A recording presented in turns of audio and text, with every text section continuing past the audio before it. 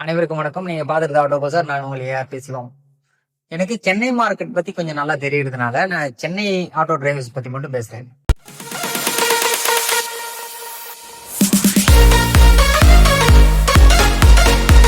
ஒரு நண்பர் வந்து ஒரு ஆட்டோ டிரைவர் வந்து ஒரு புதுசா ஒரு ஆட்டோ ஒன்று வாங்குறாரு. அந்த புதுசா ஆட்டோ வாங்கிட்டு நான் டெய்லி வண்டி ஓட்ட போறேன், டெய்லி 2000 சம்பாதிக்க போறேன், 3000 ரூபாய் சம்பாதிக்க போறேன் அப்படின்னு சொல்லி ஒரு பிளான் பண்ணி அந்த ஆட்டோ வந்து இயக்குறாரு டெய்லி.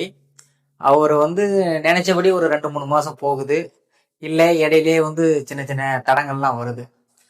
இப்போ என்ன பண்ணிட்டு இருக்காரு, அவர் வந்து ஃபுல் கேஷ் கட்டி அந்த ஆட்டோ எடுக்கல, லோன்ல தான் எடுத்திருக்காரு. லோன்ல எடுத்திருக்கும் போது அவருக்கு அந்த ஆட்டோவுக்கு சரியான ரொட்டேஷன் பண்ணணும், கரெக்டா ஆட்டோ டியூ கட்டணும், வீட்டுக்கு தேவையான விஷயங்கள்லாம் செய்யணும், அதுக்காக பணம் கொடுக்கணும், வண்டியோட பராமரிப்பு செலவு பார்க்கணும், கேஸ் டெய்லி போடணும்.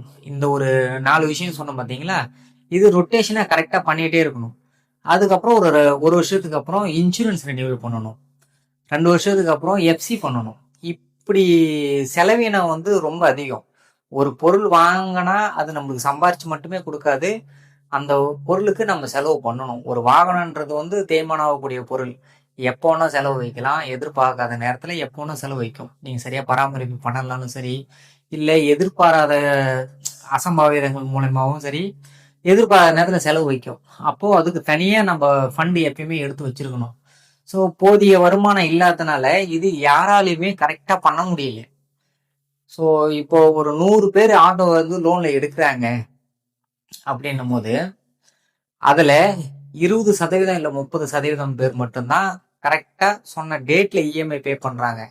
அதுலயும் பாத்தீங்கன்னா மந்த்லி சேலரி வாங்குற ஒய்ஃப், அண்ணன் தம்பி, இல்ல அம்மா அப்பா, இவங்க யாராவது கொடுத்து ஹெல்ப் பண்ணி ஒரு 10% பே பண்றாங்க. 30%த்திலே வந்து இது இப்படிதான் இருக்கு. சில பேர் என்ன பண்றாங்க, இந்த மந்த் கரெக்டா ஆட்டோ ஓட்டிட்டு மந்த் எண்ட்ல டியூக்குன்னு தனியா எடுத்து வச்சு கரெக்டா நெக்ஸ்ட் மந்த் அந்த டேட்ல பே பண்ணுவாங்க. இப்ப சொன்னோம் பாத்தீங்களா, இந்த நபர் மட்டும்தான் ஆட்டோ வச்சிருக்கிறதுக்கு சரியான தகுதியான நபர்.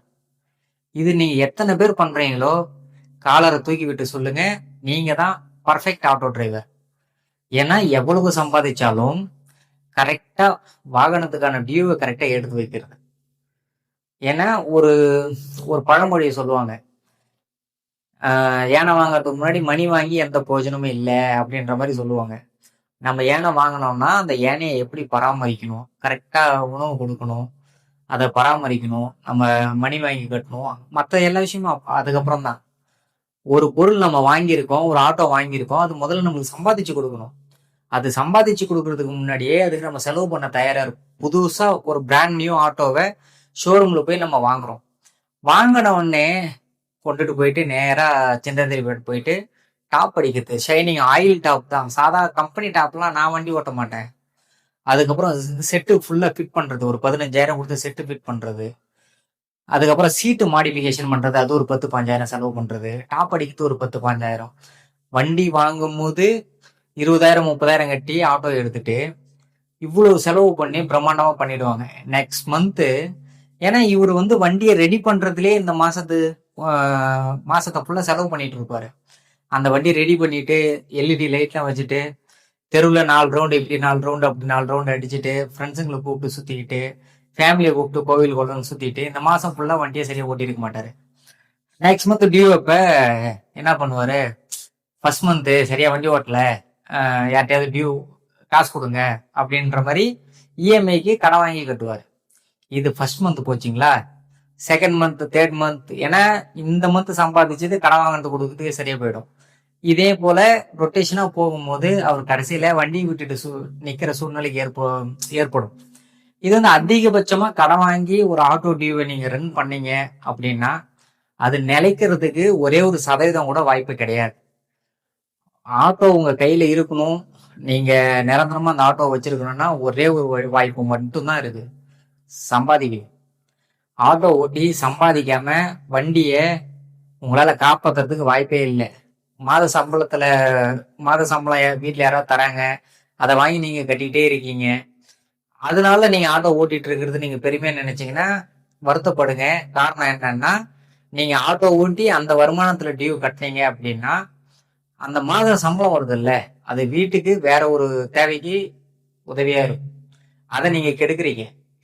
நீங்க ஆட்டோ வச்சிருக்கணும், நான் ஆட்டோ டிரைவர் நீங்க பெருமையா சொல்லிக்கிறதுக்கு ஒரே காரணத்துக்காக வருமானம் இல்லாம ஒரு ஆட்டோவை நீங்க வச்சிருந்தீங்க அப்படின்னா, அது நாளைக்கு உங்களை பெரிய கடங்காரனா மாத்தி விட்டுடும். அது ஒரு பெரிய கேள்விக்குறியாவே ஆயிடும். நீங்க 1 மாசம் நகை வச்சு கட்டலாம், 2 மாசம் நகை வச்சு கட்டலாம். இதை நீங்க கண்டினியூவா பண்ணீங்கன்னா உங்க வீட்டுல ஒரே ஒரு பொட்டு தங்க நகை கூட இருக்காது. ஏன்னா ஒரு ஆட்டோன்றது நம்ம உழைக்கிறதுக்காக பொழைக்கிறதுக்காக எடுத்தோம். நாம உழைக்கிறதுக்கு ரெடியா இருந்தா அது நம்மளை காப்பாற்றும். எந்த அளவுக்கு நீங்க வாகனத்தை ஆட்டோ ஓட்டி நல்லா சம்பாதிக்கிறீங்களோ, நேரங்காலம்ன்றது ஒரு விஷயம் இல்லை. ஸோ சரியா ஆட்டோ ஓட்ட முடியல, எப்படி ஓட்டினாலுமே பெருசா சவாரி இல்லை, பெருசா வருமானம் இல்லை அப்படின்னு நினைச்சீங்க அப்படின்னா, நம்ம ஆட்டோ பஜார்ல எந்த டைமுக்கு டிரைவர் கேர்னு ஒரு செக்ஷன் இருக்கு, அந்த செக்ஷனை எல்லாருமே யூஸ் பண்ணுங்க. யூஸ் பண்ணும்போது தெரியும் நீங்க எந்த இதெல்லாம் டைம்ல மிஸ் பண்றீங்க. பீக் டைம்ல டியூட்டிக்கு போகாம ஃபேமிலிக்கு சேவை பண்ணிட்டு இருந்தீங்கன்னா, ஃபேமிலியில கடன் வாங்கி தான் ஆட்டோ டியூ கட்டணும். ஃப்ரெண்ட்ஸுங்க கூட ட்ரிப்பு, கோவில் குளம் போறது, ஃபேமிலி கூட கோவில் குளம் போறது, ஃபங்க்ஷன் போறது, ஆட்டோ எடுத்துக்கிட்டு ஆட்டோ வந்து வாங்கும் போதே தெளிவான முடிவு எடுத்துக்கோங்க. நான் ஆட்டோ சம்பாதிக்க மட்டும்தான் எடுத்திருக்கேன். இதுல நான் அன்னெசரியா எங்கேயும் நான் போக மாட்டேன், தேவையில்லாம யூஸ் பண்ண மாட்டேன். ஆட்டோ வச்சிருந்தீங்கன்னா கண்டிப்பா சொல்றேன், நிறைய பேர் நம்மளை யூஸ் பண்ணிப்பாங்க. நான் ஃப்ரெண்டு வீட்டுக்கு போகணும், ரிலேட்டிவ் வீட்டுக்கு போகணும், ஃபேமிலியில இருக்கிறவங்களே அன்வான்டா ப்ரெஷர் கிரியேட் பண்ணுவாங்க. அப்போ நீங்க தெளிவா சொல்லிடுங்க, இந்த மாதம் நீங்க எந்த அளவுக்கு என்ன யூஸ் பண்றீங்களோ நெக்ஸ்ட் மந்த் நீங்க தான் டியூ கொடுக்கணும்னு சொல்லி அந்த டைம் நீங்க கேட்கலாம். ஆனா நீங்க ஆட்டோ ஓட்டி போதுமான வருமானம் இல்லாம நீங்க போயிட்டு வீட்டுல காசு வாங்கி நீங்க கட்டினீங்க அப்படின்னா, அப்போ ஏதோ ஒரு வகையில உங்களோட வருமானம் வந்து, அது ஃபேமிலிக்கு தேவைப்படுற ஒரு விஷயம் வந்து உங்களால பண்ண முடியாமே போயிடும். யாருமே அந்த தப்பு பண்ணாதீங்க. ஒரு ஆட்டோ டியூ கட்டலன்னா பரவாயில்ல, ஆனா வேற ஒரு வருமானத்தை நம்பி ஆட்டோ எடுத்து அதை நீங்க காப்பாத்தினீங்க அப்படின்னீங்கன்னா, இது தேய்மானம் ஆகக்கூடிய பொருள். வேல்யூவேஷன் வந்து ரொம்ப குறைவு. ஒரு மாசத்துக்கு 9,000 ரூபாய் டியூ கட்டுறீங்க, 10 மாசத்துக்கு 90,000 ரூபாய் ஆச்சு. இதே நீங்க 2 வருஷம் பண்ணீங்கன்னா ஒரு 1,80,000 ரூபாய் 2 லட்ச ரூபாய் பணம் கட்டிருப்பீங்க. ஆனா 2 வருஷத்துக்கு அப்புறம் நீங்க ஆட்டோ விற்கும் போது 1,80,000 1,90,000 தான் போகும். 4 வருஷத்துக்கு அப்புறம் விற்கும் போது 1,50,000 லட்ச ரூபாய் தான் போகும். ஸோ தேய்மானம் ஆகக்கூடிய பொருள்ன்றதுனால விலை குறைஞ்சுக்கிட்டே போகும். நீங்க எந்த அளவுக்கு அதை நீங்க இன்வெஸ்ட் பண்றீங்க, அதாவது நீங்க வண்டியை யூஸ் பண்றீங்க, அதுல வர அதுல சம்பாதிக்கிறீங்க, ஒரு 3,000 ரூபாய் 4,000 ரூபாய் சம்பாதிக்கிறீங்க, அந்த காசை எடுத்து வச்சு நீங்க டியூ கட்டுறீங்க. இப்படி பண்ணும்போது அந்த வாகனத்துல வந்த காசு அந்த வாகனத்துக்கே போகும்போது அது சரியானதா இருக்கும். ஸோ இதை வந்து ஈக்குவலைஸ் பண்றதுக்காக நம்ம வேற ஒரு இடத்துல இருந்து காசு வாங்கிட்டு இந்த வாகனத்துக்கு போடும்போது இன்வெஸ்ட் பண்ற மாதிரி கணக்கு தான். திரும்ப திரும்ப மேல மேல நம்ம இன்வெஸ்ட் பண்ணிக்கிட்டே இருக்கும். இப்போ 30,000 ரூபாய் கொடுத்து 40,000 ரூபாய் கொடுத்து புது ஆட்டோ வாங்குறோம், ஒரு இடத்துல இருந்து காசு வாங்கி டியூ கட்டுறீங்க, திரும்ப வாங்கி டியூ கட்டுறீங்க. இப்படி பண்ணிக்கிட்டே இருக்கும்போது நீங்க திரும்ப திரும்ப இன்வெஸ்ட் பண்ணிட்டே இருக்கீங்க. இன்வெஸ்ட் பண்ணிக்கிட்டே இருக்கும்போது அந்த பொருளோட மதிப்பு கூடிக்கிட்டே போகும். ஆனா நாட்கள் செல்ல செல்ல எத்தனை வருடம் ஆகுதோ அதுக்கு தகுந்த மாதிரி அதோட விலை குறைஞ்சுக்கிட்டே வரும். இத பண்ணாதீங்க. இந்த தப்பு பண்ணீங்கன்னா வாழ்க்கையில ரொம்ப கஷ்டப்படுவீங்க.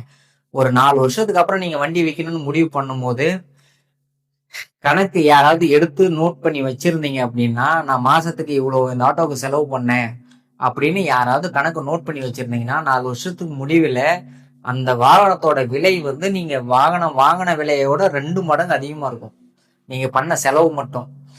அப்போ அந்த செலவு அந்த வாகனத்துல இருந்து சம்பாதிச்சு பண்ணீங்கன்னா அது வந்து சரியான செயல்.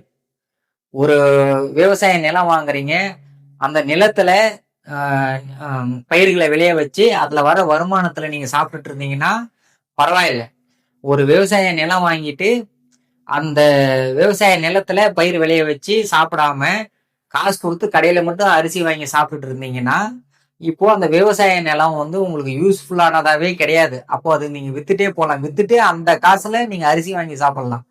இது வந்து எப்படி எந்த அளவுக்கு மேட்ச் பண்ண முடியும்னு தெரியல, ஆனா எனக்கு வந்து இது சரியானதா படுது. அதனால இந்த உதாரணத்தை நான் சொல்லியிருக்கேன். யாருமே ஆட்டோ வாங்கிட்டு வேற ஒரு வருமானத்தை நம்பி பொழப்பு நடத்தாதீங்க. அது முற்றிலும் வந்து தவறான விஷயம். இதை பார்த்துட்டு இருக்க ஃபேமிலி மெம்பரா இருந்தாலும் சரி, இல்லை அவங்களோட ஃப்ரெண்ட்ஸா இருந்தாலும் சரி, இல்லை ஆட்டோ ஓட்டுறவங்களா இருந்தாலும் சரி, இந்த விஷயத்த ஒரு முறைக்கு 100 முறை யோசிச்சு பாருங்க. அப்போ உங்களால டியூ கட்ட முடியல அப்படின்னா, நீங்க சரியான வருமானம் இல்லை அப்படின்னா இந்த ஜாப் குவைட் பண்றது ரொம்ப ரொம்ப நல்லது. ஆல்டர்னேட்டிவா ஜாப் பாருங்க.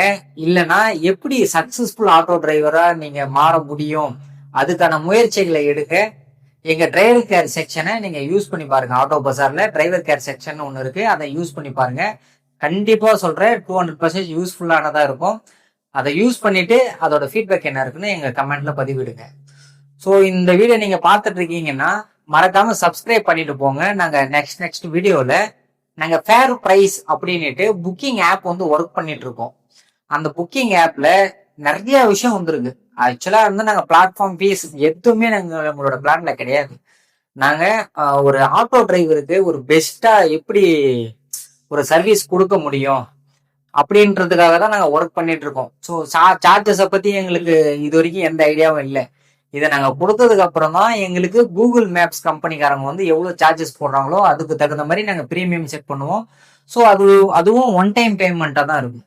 ஸோ மந்த்லி சப்ஸ்கிரிப்ஷன் மாடலில் தான் நாங்கள் பண்ணுறோம். ஒவ்வொரு புக்கிங்க்குமே வந்து சார்ஜஸ் எடுக்கிறது, அதுக்கப்புறம் பெர் டேக்கு சார்ஜஸ் எடுக்கிறது, இந்த மாதிரி ஐடியா எங்கள்கிட்ட கிடையாது. மந்த்லி சப்ஸ்கிரிப்ஷன் மாடல் தான் போவோம். அதுவும் அந்த கூகுள் மேப் எங்களுக்கு நாங்கள் யூஸ் பண்ணுறோம் பார்த்தீங்களா, இப்போ ஆட்டோ டிரைவர்ஸ் எல்லாமே கூகுள் மேப் யூஸ் பண்ணுவீங்க. அதாவது கூகுள் மேப் எப்படின்னா ஆப்லேயே கூகுள் மேப் ஒர்க் பண்ணும். அதுக்கான சார்ஜஸ் மட்டும்தான் நாங்கள் மோஸ்ட்லி உங்கள்கிட்ட கலெக்ட் பண்ணுற மாதிரி பார்க்குறோம். அது மட்டும் இல்லாமல் ஃபேர் ப்ரைஸ் நாங்கள் ஃபுல்லாகவே ஒர்க் பண்ணிட்டு இருக்கோம். நீங்கள் சப்ஸ்கிரைப் பண்ணிட்டு பார்க்கும்போது உங்களுக்கு ஃபியூச்சர் அப்டேட் வந்து உடனே கிடைக்கும். நன்றி, வணக்கம்.